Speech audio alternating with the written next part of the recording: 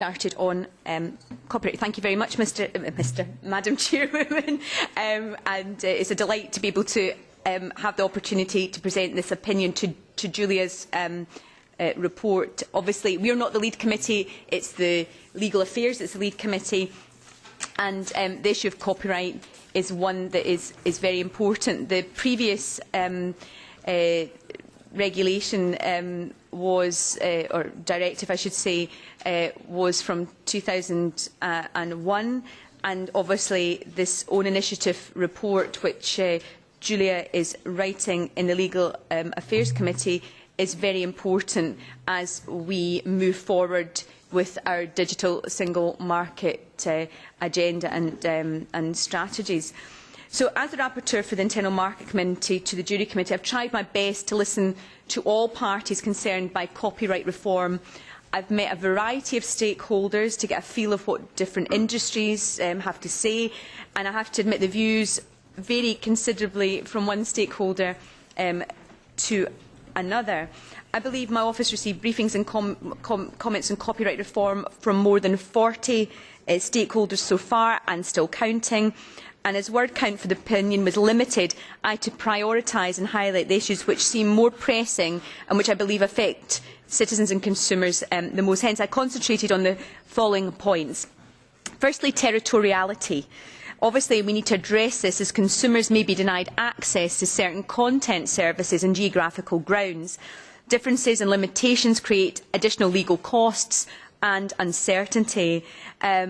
I wouldn't say this is not to say we need a single copyright chart. I don't want individuals to assume this is what I'm implying, but solutions have to be sought in order to improve legal certainty and to ensure consumers can access the services or whatever, maybe it's a favourite show, wherever they are and wherever they want to take that from. So portability of services can be one component of the solution to this problem.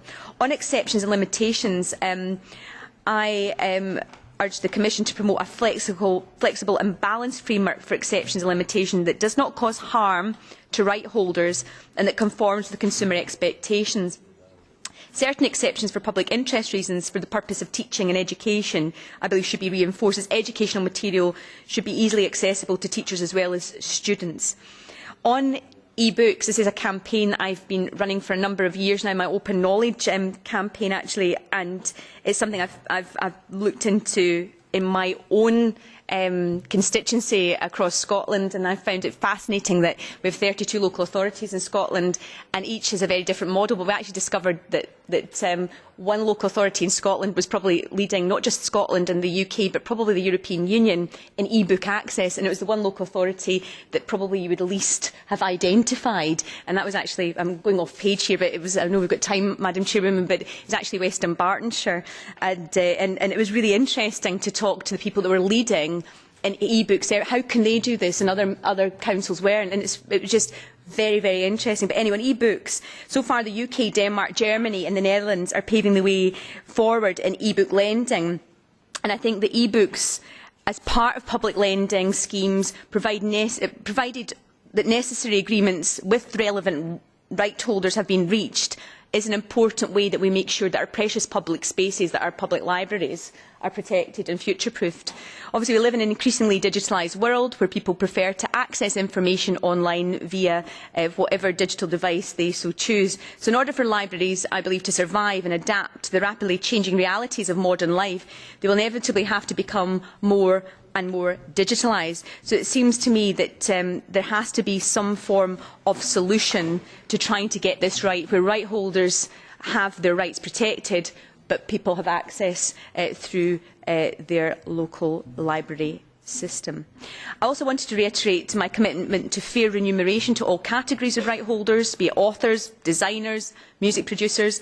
The culture and creative industries employ more than 7 million people a year, which contributes 4.5% to the EU GDP annually. And the input of people working in these areas and the contribution they make to the cultural heritage of the EU cannot be neglected or overlooked. I welcomed the structured dialogue on licences for Europe that was launched by the Commission. However, the dialogue seemed to only be limited to licensing, which may not always be the best solution for all copyright-related concerns. And I'm eager to see the Commission's proposals, as the EU needs a more homogeneous implementation perhaps of copyright laws across the European Union. So the deadline for amendments is tomorrow at noon. The vote will be in our committee for the opinion on the 26th of March.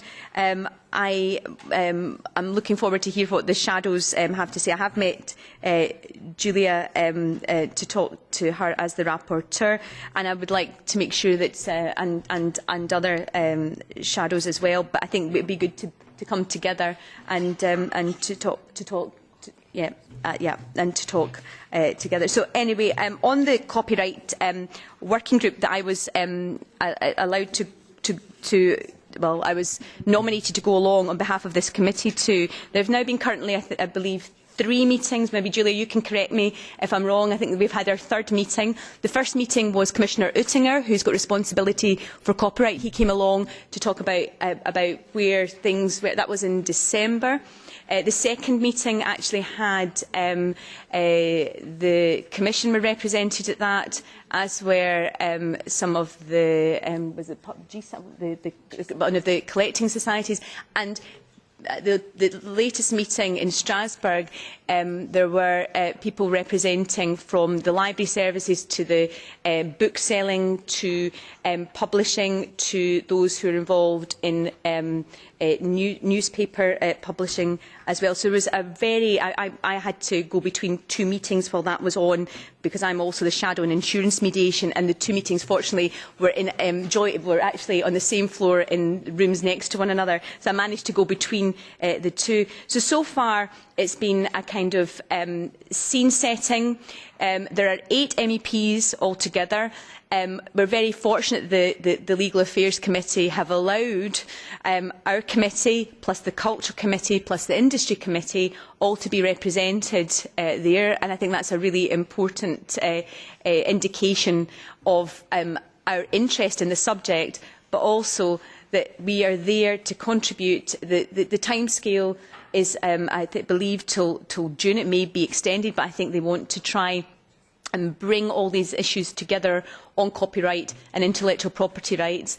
It's chaired by Mr. Julia, what's the chairman's name again? Yeah, Mr. Cavada, and he is from, I think he's French, from a background, I think, in television, I believe. So it's a fascinating group of people who have got interest in different ways, and Julia, you're on it from the Legal Affairs Committee as well. So in fact, it's quite fortunate you actually have 2 people from the Internal Market Committee, because Julia is there, although with her capacity from the Legal Affairs Committee. But it's so far it's been fascinating to listen. But there are just so many issues that we need to resolve. I mean, you've been there too, and I think that it's been. I will continue to update you because it seems to be every month we will be having a meeting, and different stakeholders will be present at those meetings.